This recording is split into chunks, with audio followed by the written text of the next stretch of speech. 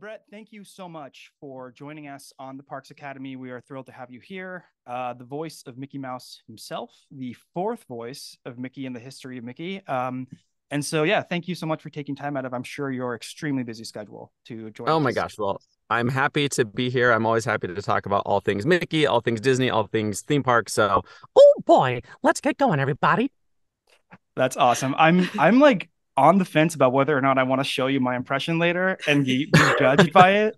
I think I might, but we're gonna kind of let's see what kind of friends we become, and we'll okay. go from there. Well, I'll let you know I'm the least judgmental person you're ever going to meet. So I won't be too harsh.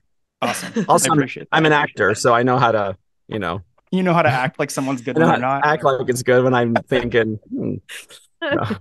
Totally understandable. Well, listen, so we've done a lot of just like research on other videos and interviews you've done like that. And so because there's a wealth of information about your, talking to your dog as Mickey Mouse and getting an email that you thought might have been a joke, like all these things that we know about your story. I want to kind of Oh, steer clear of that kind of stuff because while it's love that. interesting and I think that what you're doing is great and how you got there is a really impressive story, we focus on theme parks. And so what I wanted to talk to you about, what Paige and I wanted to talk to you about is basically just the Disney parks and get Awesome. your thoughts on them, some history about you going to the parks and how you did that as a kid and stuff. So if you're up for it, that's what we want to do.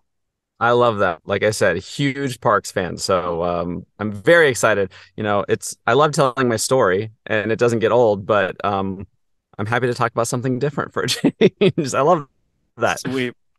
Okay, cool. So you grew up in Pasadena, right? Yeah. Okay, so Yes. obviously Southern California. Disneyland was your home park. Disneyland was my home park. I always joke that it was like in my backyard, even though as I've become an adult, I realize that it is nowhere near my backyard. It's Right. it's about 32 miles away. It takes at minimum an hour to get there on a good day. But as a kid, it really did feel like it was, in my backyard because that was one of the most special weekends to have is when my dad would say, "Hey, you guys want to go to Disneyland?" So Yeah. yeah, very fortunate to grow up as close as I was. Yeah. That's cool. I grew That's up in awesome. the San Francisco area. Oh And yeah. so I always was go, yeah, Disneyland's my home park, even though I There was you go. 6, 7 hour drive away. So all good. Yeah. Tell me, do you remember what your first time was like going there as a kid?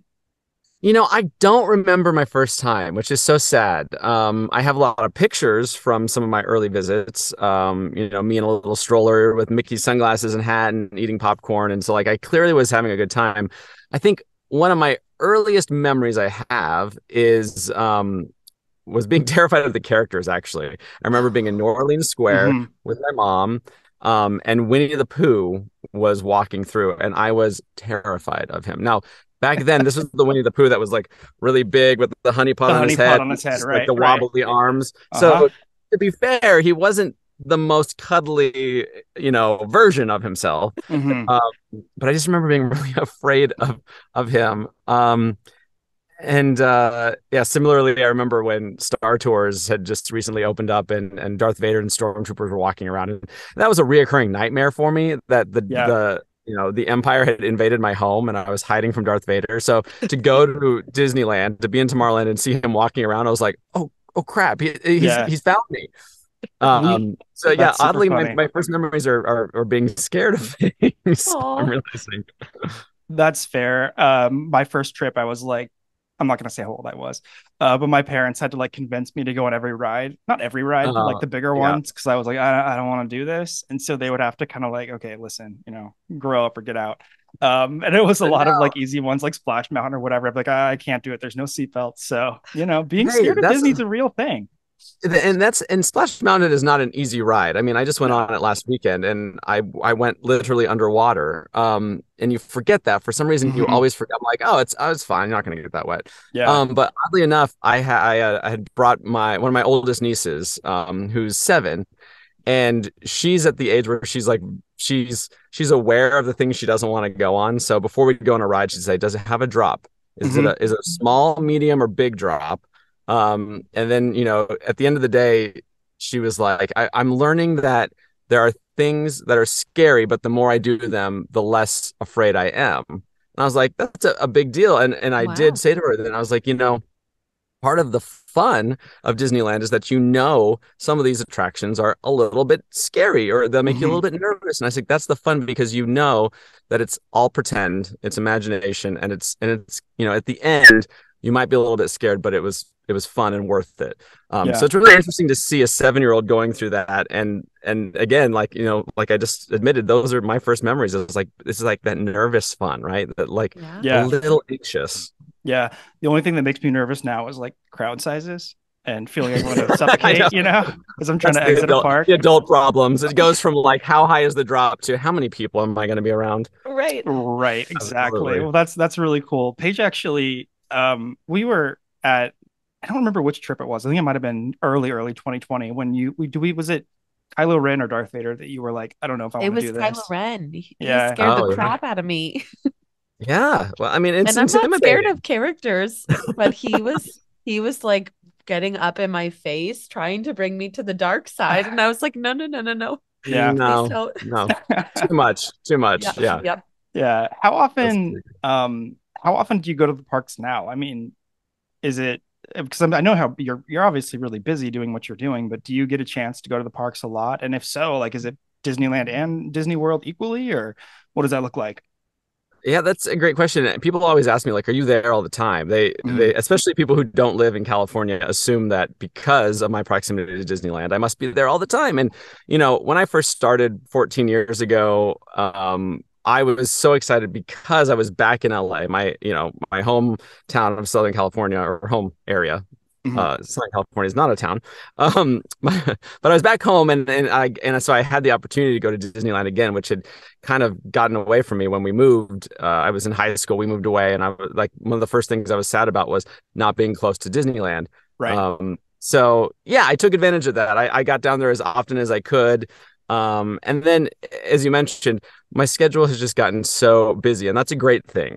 I work a lot as Mickey, fortunately, whether it's a TV show, a video game, an album, a toy, an advertisement. There's Mhm. there's something all the time.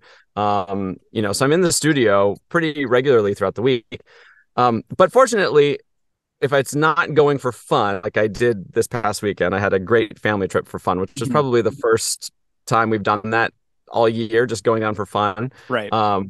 But on a pretty regularly, I'm invited to different events.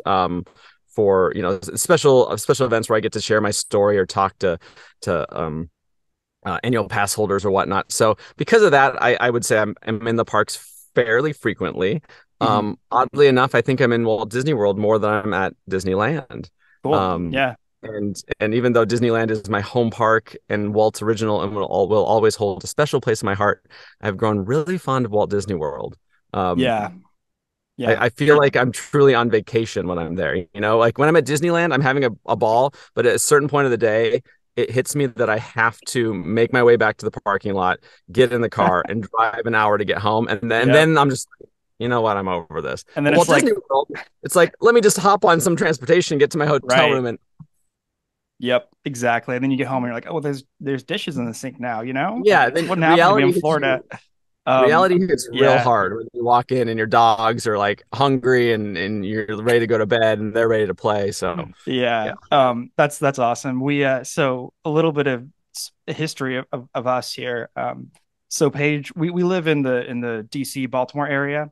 Uh-huh. And so Paige grew up going to Walt Disney World. I grew up going to Disneyland. And so part of when we started our show was like we both have vastly different experiences of growing up in different parks. Sure. So for us, it's been a lot of fun to kind of, bounce things off of each other. And like she first went to Disneyland as an adult. I first went to Disney World as an adult. So we have like these different kind of That's ideas awesome. of what a park should be, how we feel like, they differ and just the nostalgia of it all, Oh, because we both have absolutely. different nostalgia levels for parks, which Yeah. is really, really kind of fun. But yeah, Disney World is a great time. It's Yes. it's really awesome. You must have had a It's great time doing a lot with the 50th, I'd imagine. the 50th was great because it was that weird transition period of the pandemic happening and kind of Hmm. going away and events coming back.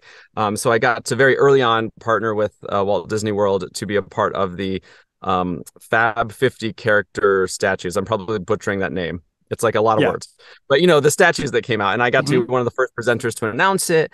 So that was really fun, something awesome to do from home. But then when we finally had the press event and kicked it off, I was invited to be down there to see the statue in person and do some press and some related interviews about that. So that was a lot of fun. It was cool. And Yeah. then we just said goodbye to Enchantment at Magic Kingdom, the fireworks Right. show that Right. two iterations. In the second iteration of it, they brought Mickey in.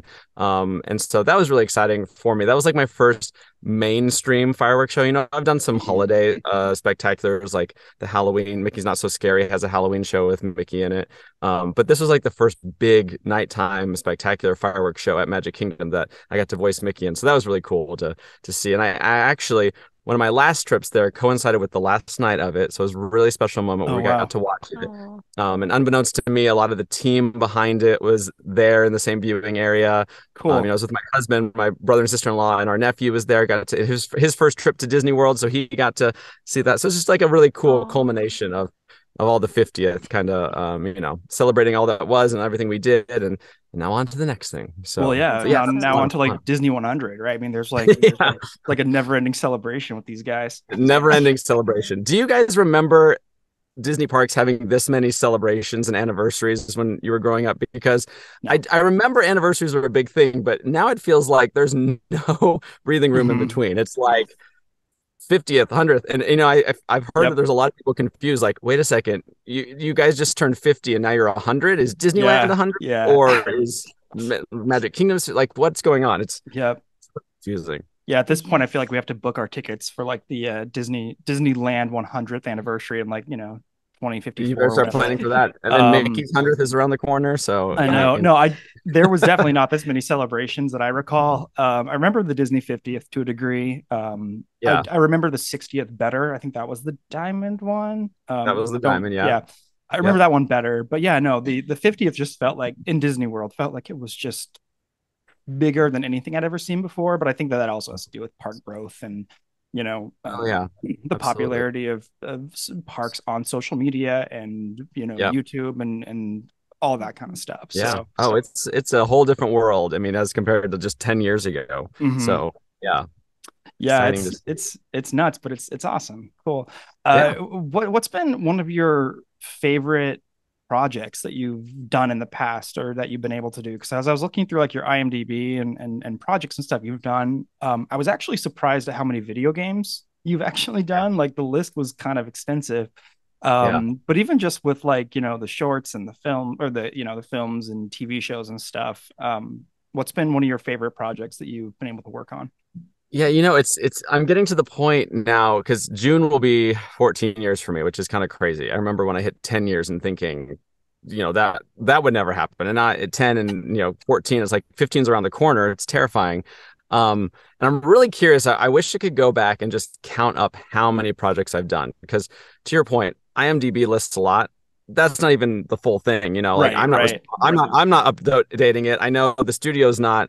I don't know who is. Some very dedicated fans are like updating it. But I have no idea what the total number of things it is. It's like I probably, gosh, I would say it's probably close to 500 projects per year. Not Whoa. counting Wow. you know plus episodes and whatnot. So the number gets up there. And Mm. because of that, it's really hard to keep track, honestly. Sure, sure. Um, everything I do is always exciting because it's a little bit different. When you're doing a TV show, like right now we're in production on Mickey Mouse Funhouse's third season. Hmm. And that show's kind of like it's hit its stride. It's established. We know what the cadence is, what the stories are like. And so you somewhat have an idea of what to expect. And the same could be said of every project I do as Mickey. Like I know Mickey's core character, I know his personality, I know how he's going to be portrayed most of the time in these projects. But every project is different. So, I'll go in for a Disney on Ice show update, or then the next day I'll go in for like today I'm going in for a corporate event. Oh, Just like a interesting. one-off corporate event. I've done a lot of that stuff. Yeah, the toys are always different. There's, different toy companies are coming up with different technology that, requires a different amount of work. So that's been fun. I would say though, probably two projects come to mind as like my favorite thus far. And I've shared my story so many times, and I've shared my love of Fantasmic, and so Fantasmic's always going to be that for me. Like getting Yeah. to voice Mickey in Disneyland's Fantasmic was probably so far pinnacle of my career, just on a personal level. Very Right. Of full course. circle experience for me. Getting to then update it for Walt Disney World at Hollywood Hmm. Studios, that was also very exciting. Just because I know how much people love that show. Yeah. I love that show. It's like quintessential Disney magic to me. The other project though that was really impactful. It was fun. It was humbling, but it was really impactful for me and kind of like set a precedent for me in my career was the Talking Mickey project, and it was called a bunch of different things when we worked on it. At one point, it was called Magic Words with Mickey. I can't remember the exact title when it landed on Main Street in Magic Kingdom, but that was the experience where you could go meet Mickey, get Oh your photo, yeah. and Yeah. Yeah. talk to you. Um, Mhm. and without giving away too much of my involvement, I like to say I was Mickey's vocal coach for that project for a very long time, over a couple year period. We got to work with the team at Imagineering to figure Incredible. out how Mickey was going to have those interactions, and so it took a lot of time, a Hmm. lot of dedication from everyone involved.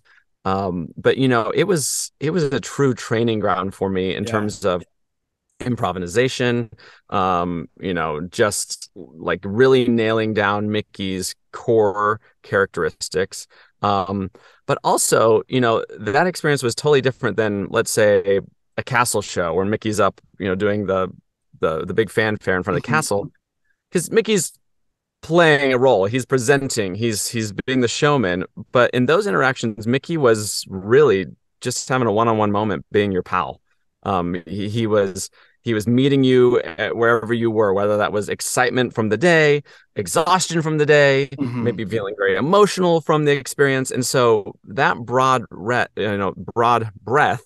and then range really was, yeah, it just really informed a lot of how I thought I already had a really good sense of who Mickey was. And then that just kind of solidified Hmm. it for me. And I think that's the moment when Mickey and Brett kind of became super symbiotic, Cool. um, because I realized how much I was influenced by Mickey as a character and a personality, and then how much my Disney fandom and my emotions behind that got to play a part in coaching Mickey through those interactions. So, yeah, I get a lot of people who come and share, whether either they were on the team as cast members, and just that dedication that it took, even just for the day-to-day cast members at Magic Kingdom, was a lot. And so it's really great to meet them and hear their experience with it, but then also just guests who remember it.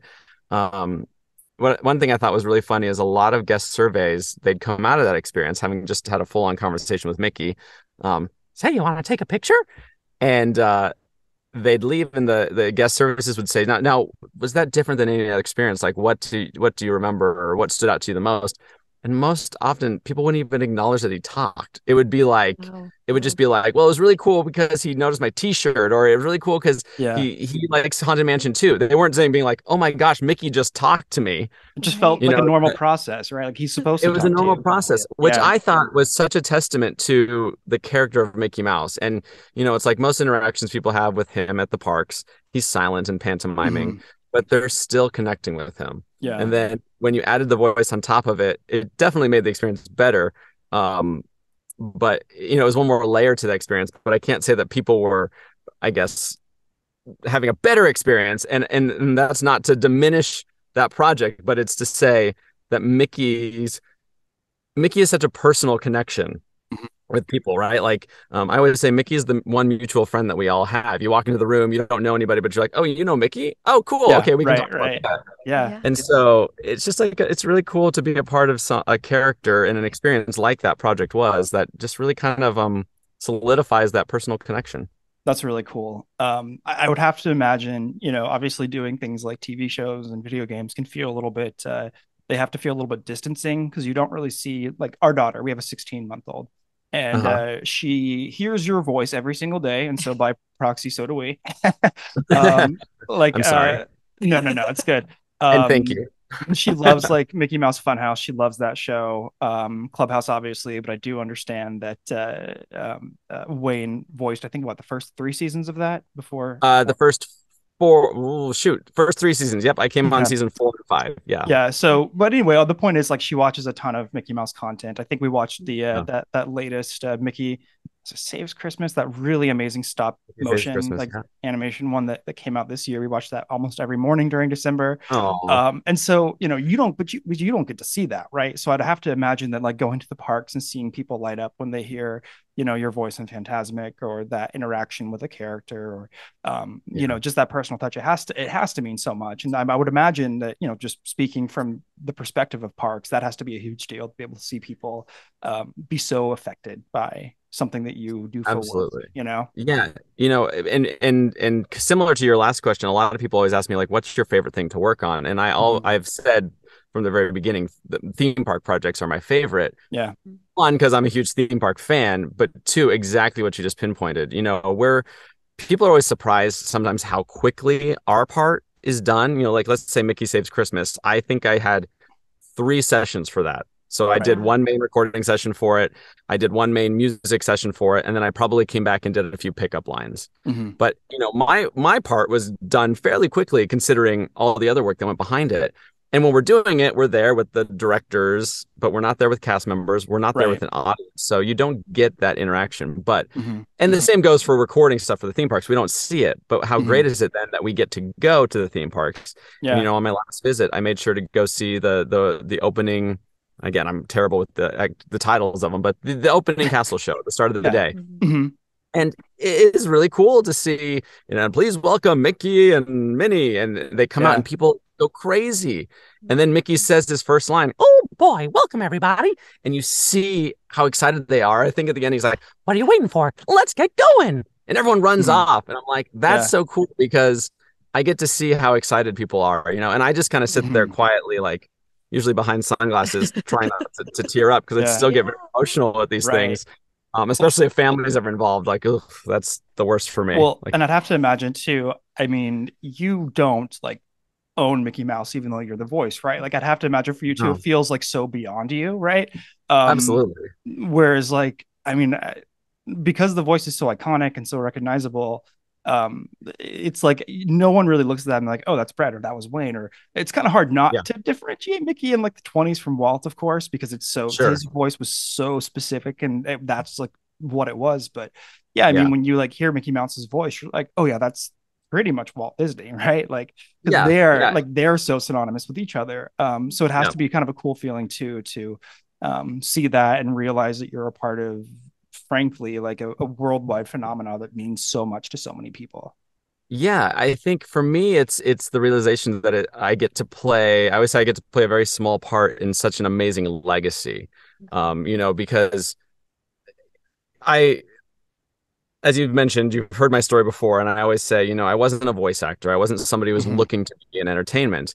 Um, and but when the opportunity came to potentially play a role with Mickey, there was no question that I was going to audition.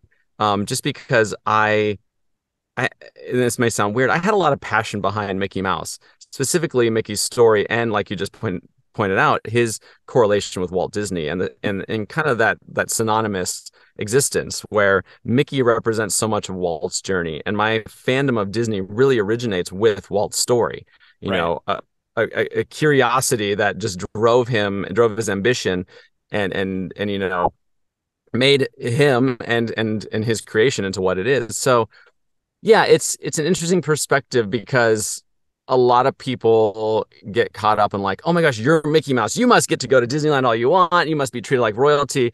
And look, I'm not complaining. I've had amazing opportunities because of that, because of my role. But I don't have some magic gold pass that gets me whatever I want at Disney. I'm not even That was a question I was going to ask actually. yeah, like I'm not even a Disney cast member. Technically, I'm a contracted talent who Right. comes in and does this job when it's needed. So, I'm an honorary cast member, and that a lot of the cast members view me as such, and I definitely see myself as one. But yeah, I'm just, I think to be in this role, you have to be able to see yourself as this little blip on the radar of something that's Hmm. so much bigger.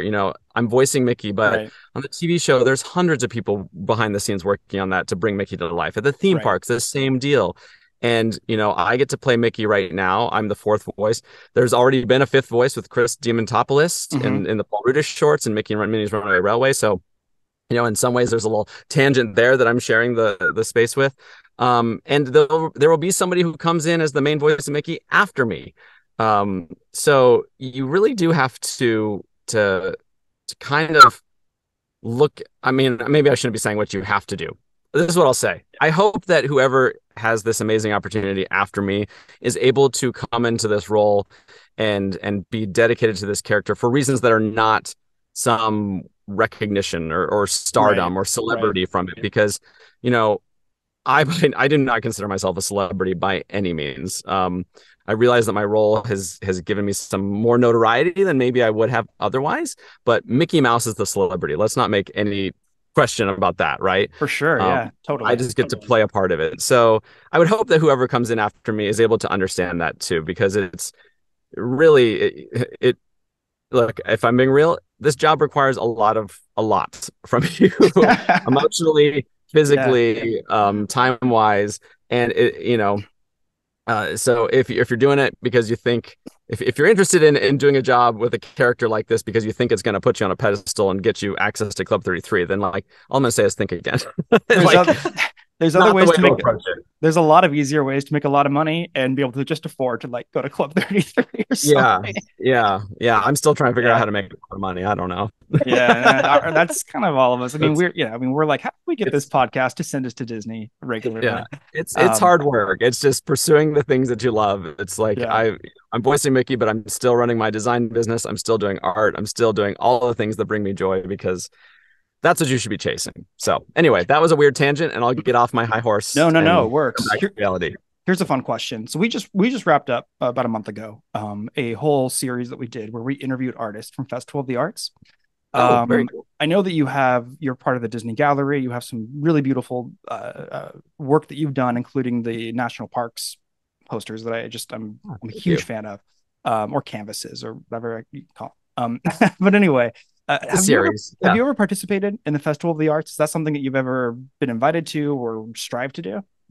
I have yet to participate in the Festival of the Arts. And you might be the exclusive here. You might have the exclusive here, but I will be officially participating in the next Festival of the Arts. Wow. Awesome. So cool. How long and when, I don't know, but I've been fortunate enough to have a relationship with Disney Fine Arts and since the beginning of my Mickey career. Cool. And I've yet to participate, but I'm friends with all those artists who do.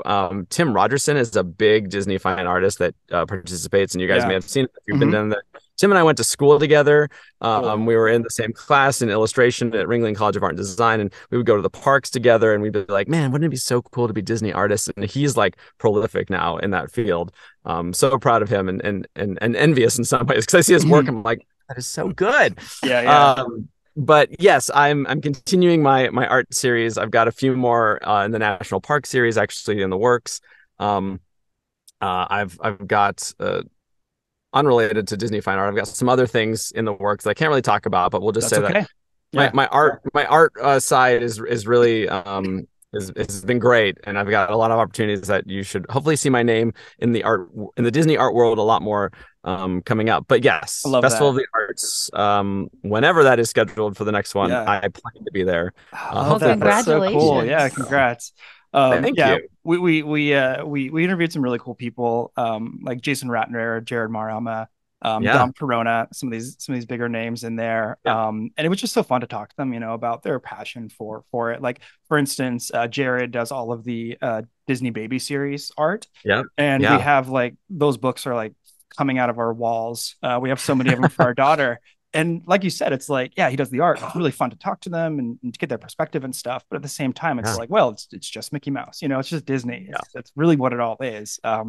Still, and it's just someone who's talented that's lended their services to the to the legacy. So it's pretty cool to see how excited people are,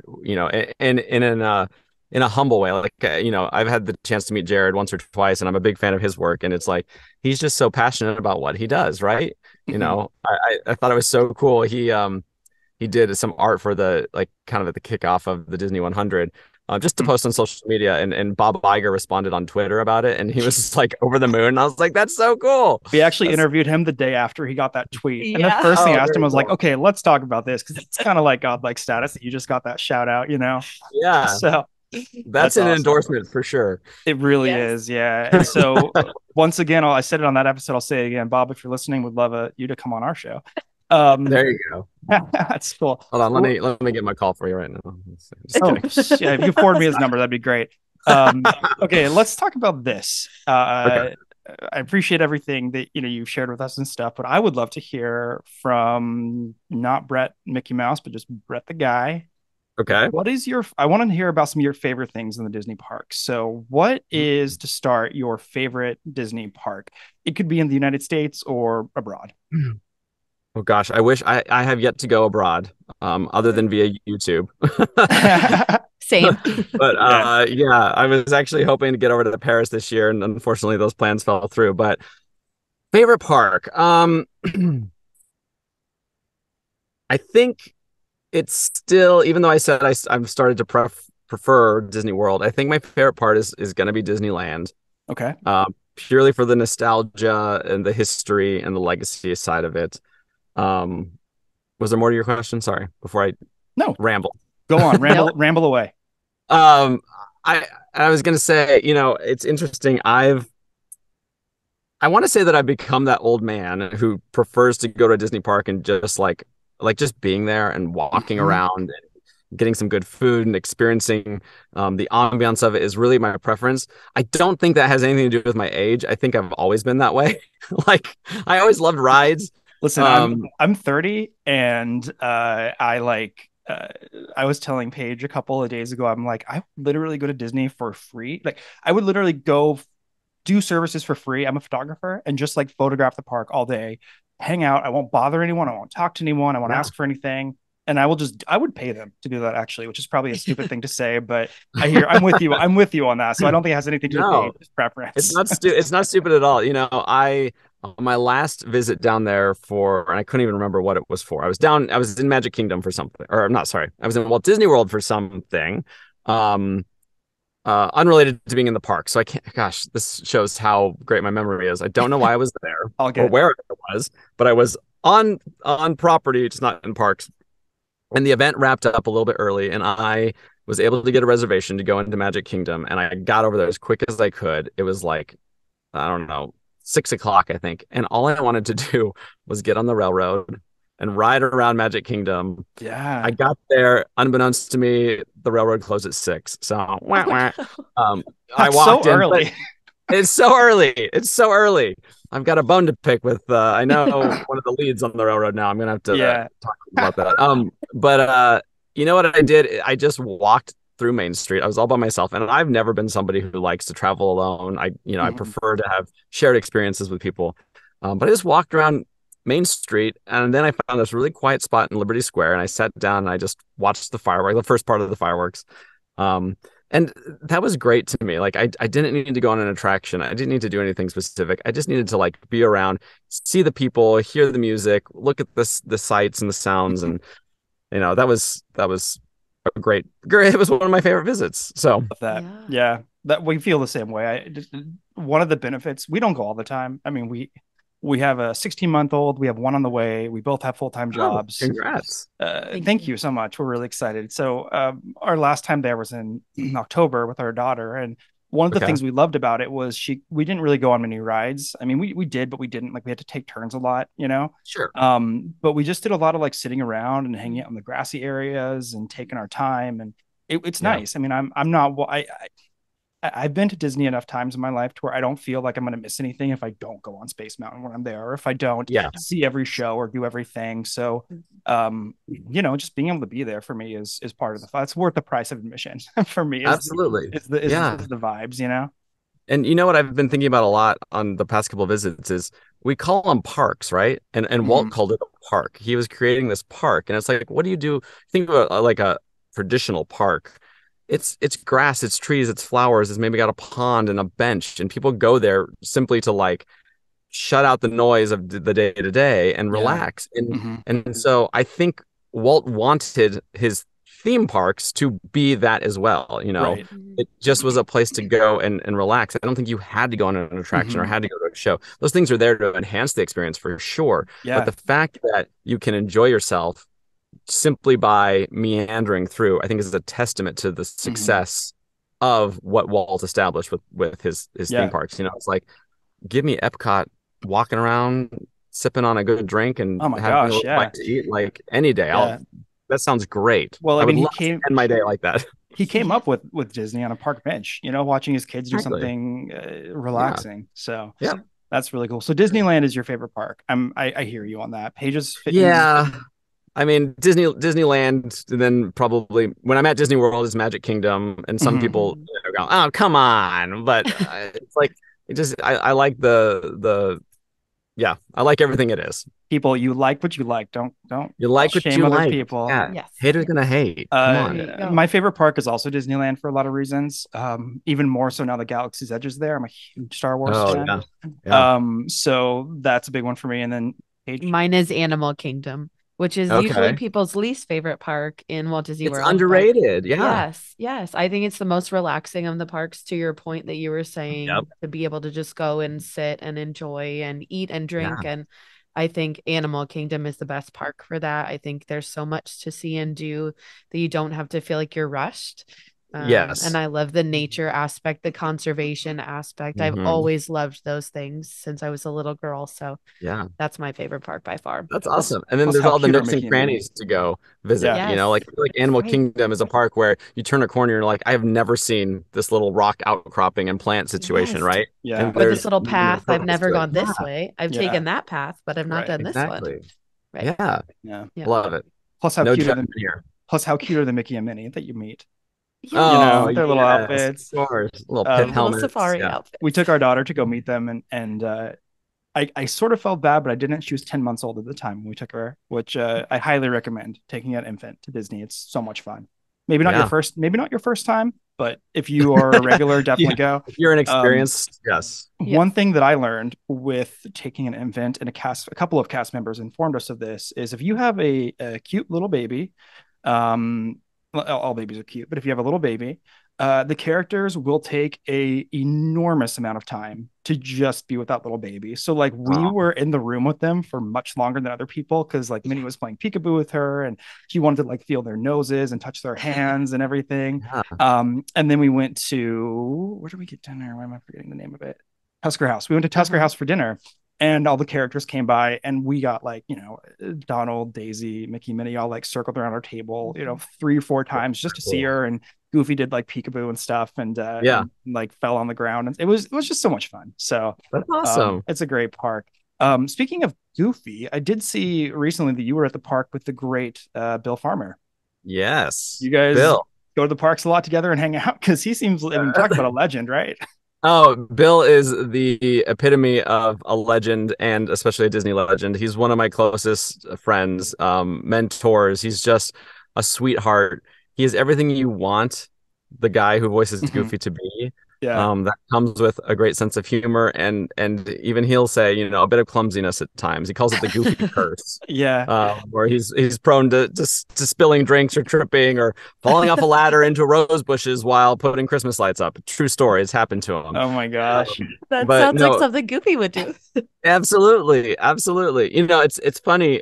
When I first was cast as Mickey, the SVP of character voices at the time said to me, now, when you meet everybody, all your castmates, you're going to find out that everyone's a little bit like their character. And it's very true. That's all I'll say. Very true. The only thing I would say about that is I can't imagine Jim Cummings being anything like Pete. Like Winnie the Pooh and Pete are like the polar opposites. Well, I think you don't have to respond to that, but no, it's a testament to Jim's amazing talent. He is he's prolific. I'll just say this, and he's a sweetheart. But I have no doubt that Jim could probably if necessary, he could probably tap into some of Pete's more boisterous characters. I don't think he's gonna be a total jerk like Pete, but maybe a little like Mickey Mouse Clubhouse mischief. Exactly. Everything he does is like I just wanted friends. That's all. I just want people to like me. It's always like Now, Pete, we're all trying to be our best selves. Oh Um, my gosh. Every time you do that, I just like smile. So uh, awesome. That's so well, much I'm fun. using you guys. I'm using you technically because I'm warming up for my session after this. So just Perfect. Hey, making we'll sure it's take it. La Well, la la. I know time is fairly limited, so I'm going to ask you the next thing about parks. What is okay. your favorite ride in any Disney property? Oh gosh, I'm the worst with these questions. I feel like I disappoint everybody, but like if I was to be completely honest, my favorite ride or attraction is always going to be the railroad, whether Hmm. that's Disneyland or Magic Kingdom, followed very quickly after by Haunted Mansion and Pirates of the Caribbean. Those are I perfect just think answers. they're, to me, those are quintessential Disney parks attractions. They're original stories, they're immersive, they're entertaining, they're just all the things, it's like I know that we've Disney has achieved amazing attractions since those, like Guardians of the Galaxy Cosmic Rewind is probably, It's a you know, masterpiece. a master, yeah, absolutely, hands down masterpiece. It's incredible and I love it. I can't go on it more than once, and thinking about going on it more than once turns my stomach, and like it just is not a good thing. Right. When we were there for the press event for that, um, we rode it, I think, 4 times back to back, somewhat back to back, not like right away, but in a short amount of time. And then my husband and friends wanted to go on it a fifth time, and I sat out. I was like, I can't. Yeah. I love it, but I can't. Like, it'll ruin my day. But anyway, yeah, back to Haunted Mansion and Pirates of the Caribbean. I just think like that kind of was a threshold that was set, where the Imagineers really kind of figured out what Disneyland and Disney parks were going to be. I think they're amazing. I also love, I'm somewhat embarrassed to admit this, the American Adventure. I cannot go to Epcot and not Okay. sit through the American Adventure. I love it. I I haven't, love I've it so actually I've much. actually never done that one, to be I have to honest. go. I know, I know. I will You're next time. missing out. Are you calling Mhm. yourself an American? Come on. I And a know. Disney Parks fan? Um, So I, we I invited you that on the show, and then I just disappointed you. So no, that's it's fine. I I'll said think least about that all judgmental. day. I'm not.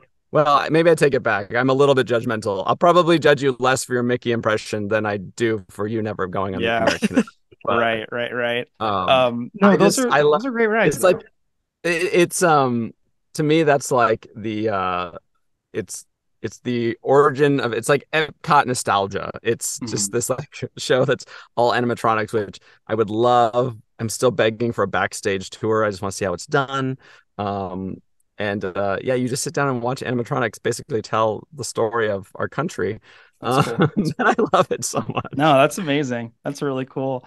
Um, awesome. So here's another question, not really parks related, but just kind of all Disney related. What's your favorite, if you have one, Disney film? Ooh, that is so tough. Because I'm a fan of like everything from the beginning. I think Hmm. Snow White is, it goes without saying, a masterpiece. Like the artistry behind it is incredible. And when you watch, I think I remember when I was no longer a kid, just watching these things as cartoons, and I was able to see the artistry behind it, and you understand everything Walt and his studio put into that film. It's beautiful. Same goes for Bambi. I had a trip to the Walt Disney Animation Research Library, which houses like their archives, and Hmm. when they pulled out this flat file with backgrounds from Bambi that are painted on oil paintings painted on glass, I literally was like choking back tears. It was so Yeah, beautiful. that's so cool. Um, and then from like a purely fan perspective, probably because of my age and the era I grew up in, Aladdin kind of still holds Yeah, true for my favorites. I was obsessed with that film. I'd come home, I'd put on the soundtrack, I'd sit at my drawing table and I'd draw the characters. I had all the books, the art of books, and I would collect every piece of merchandise. I mean, I had like little plastic figures and bookmarks and collectible prints. Like I had everything from that that's film. awesome. Cool. Um, yeah. So, but I even love like Moana. So Hmm. great. Still That sing those movie songs is, when I'm yes, rolling that around. movie's on at Yeah, our house 10 times a day. Yeah. yeah. And Yep. Kanto, like, was so Yes. surprised. I knew nothing about that film going into it, and I walked out being like, I'm a fan. Yeah. Um, Yes. Yeah. Love so yeah, Encanto. it's just there's so many, and then those are just animations. I mean, I didn't even Mhm. think about live action, but yeah, I'm a fan of a lot. Yeah, I mean it's hard not to be a fan of, especially for me, like the animated stuff. I have mixed feelings about the live action stuff, but that's for a separate time. But Sure, the sure. animated stuff to me is just so quintessential to what Yeah. the studio's all about. So you know, whether it's even like a Pixar film or Yeah. you know, some of the weird films that don't really get as much recognition, like Treasure Planet or something, like all of them are Oh, just, they sure. have their own kind of magic to them that's fun to Yeah, watch. And when you revisit absolutely. them, it may not be like your favorite, but it's still like, oh yeah, Yeah, this gets it done. This is a good movie, you know. true. It's very true. Yeah, And and I feel you like the mentioned, way that you picked movies from different eras too, it's I feel like each era has a favorite because they're all so different. Like you were saying, some of yeah, the older films, it's the Mhm. artistry behind it and all of the stuff that went into making that. And then there's the nostalgia from the era where we grew up in. And so like for me, The Lion King was when I was oh little. yeah, And so that is one of my favorite films because of that nostalgia, the same way Aladdin is for you when you're growing yep, up with a film. So, and then the yeah, modern ones like Moana and Encanto, each era sort of has like a different reason that we love it and cling to it. Mhm. yeah. No, for one sure. one of the fun things for us with Disney parks and Disney films and stuff, Spage and I, we started going to Disney the year we got married. Well, together, like we started going Okay. the year we Yeah. got married Yeah. together, and Yeah. we've been every year since. Awesome. And so it was great. You know, it was some kind of thing. We went to go see the films together. We did it. But now that we have a kid and then another one coming, it's like everything has just changed so dramatically for us with the way that we Yeah. view it. It's almost like everyone kind of says when you have kids, you know, everything changes and you get to see things through their perspective. But now that's like completely 100% true for us.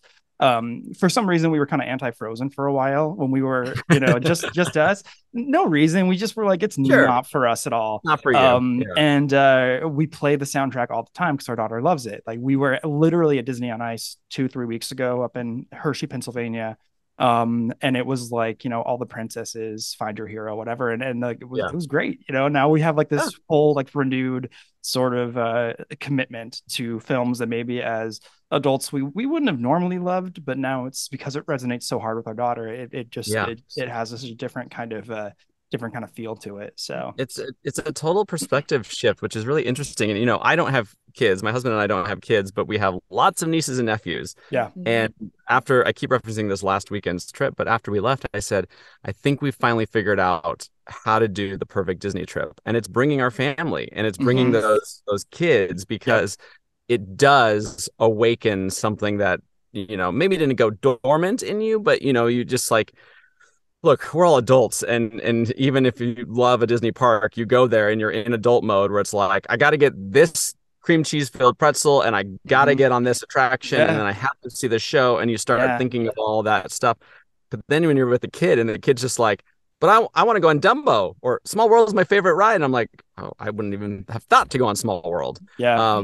But that perspective, actually, you speak of Frozen. I'll tell a little sidetrack story, but we walked into Disneyland and you see the beautiful, majestic Matterhorn Mountain, Oh, right? my favorite. First Yeah. steel coaster, 1959.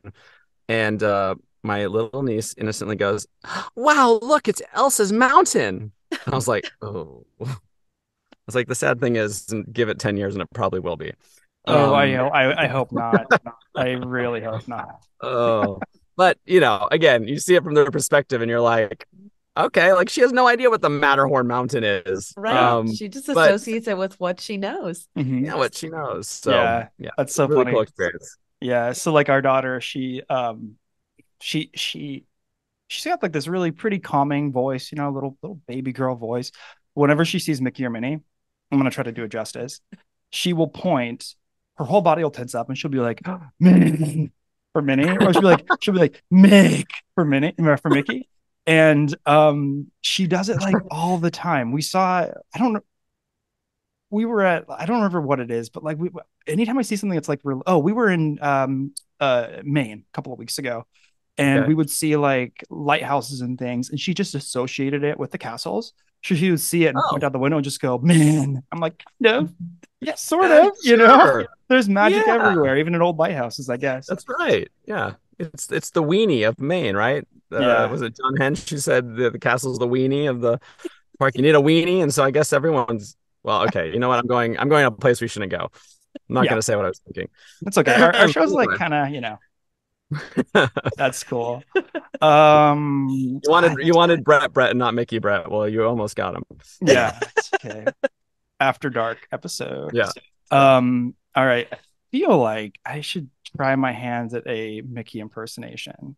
Because Please like do. That's why I showed this is like a once in a lifetime opportunity. This is your one shot. This is it. I'll give you some pointers for what it's worth. Yeah, let's do it. Okay. Here we go.